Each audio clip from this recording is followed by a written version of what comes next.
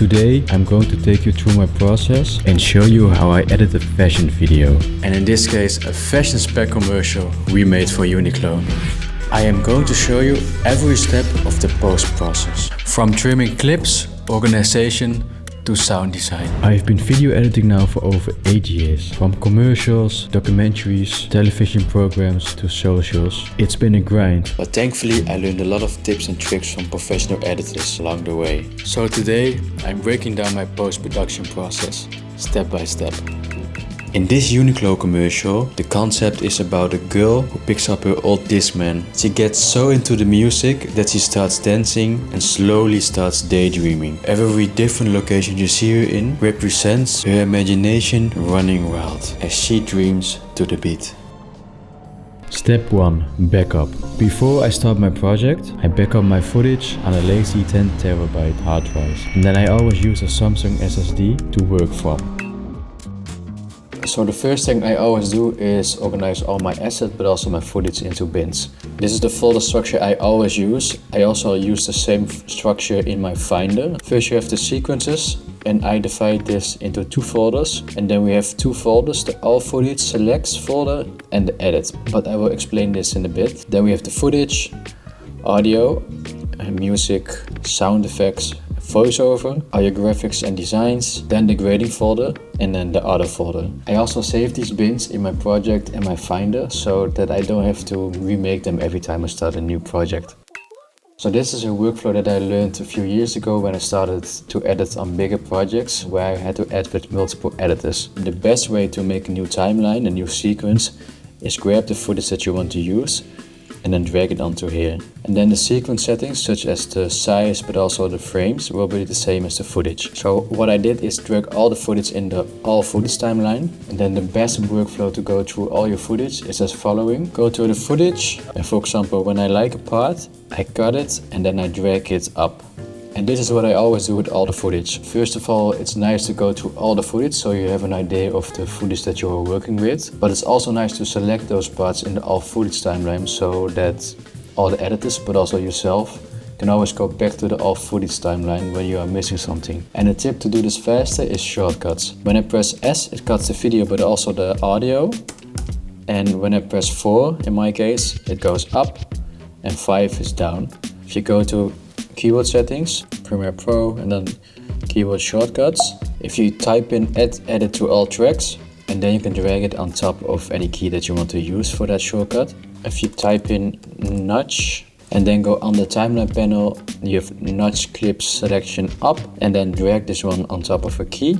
Same goes for down, also drag it on top, and then you can go here and click on save as, and this way you can create your own keyboard shortcuts. Okay, you went through all the footage. What you do then is make a select timeline. Go to your all footage timeline and copy it, right click and then duplicate, and then name this selects. Then what you have to do is make sure that this one is on, because this is the link between the video and the audio, otherwise it doesn't work.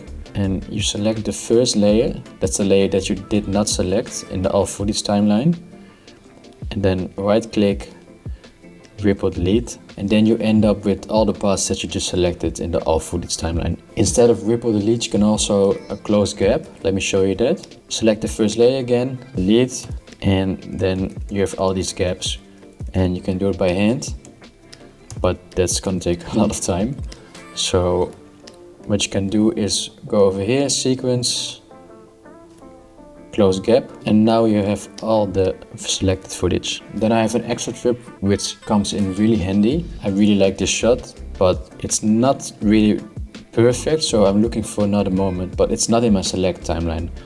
What I can do then is click on F, which brings it here to the source, then go back to the all footage timeline, and then instead of searching the clip by hand, press Shift R, which is reverse match frame.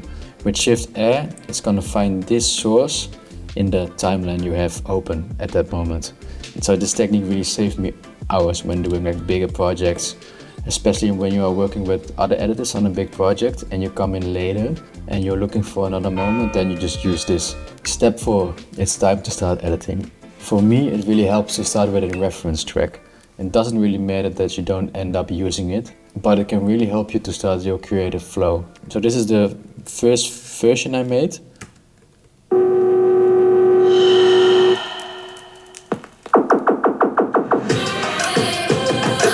So this music is from a commercial I found on Vimeo, and I really like the vibe in it, so it really helped me to start to edit.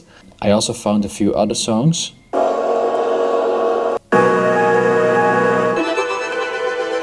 My strategy for this video was to build vignettes, and vignettes are basically short edits per look or per location. So for example, this is the beach scene and I just started editing, and then you end up with small edits per scene or per look. And instead of switching all the shots around in edit, you can switch the scenes, the vignettes, in order.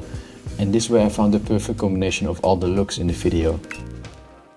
The whole idea was that she starts in the living room, and then every time she goes to a new location it's because she's daydreaming, but you don't want to forget that she's daydreaming. So I made the decision to every time go back to the living room, because then you can see she's dancing and vibing and just closing her eyes and dreaming, and then we go to another location again. So this is the transition from her in the living room vibing to her dream, and then the first location is the forest. We use like a low shutter effect, which you can do in camera. Then we go to a normal shot, to the staircase. What I did here, what works really well, is the zoom in effect. So this is a nest. You can see I use scale, position, but also rotation. And then we go to something interesting. This is the first time that we really introduced the V footage. And also I faked the black bars to make it 4:3.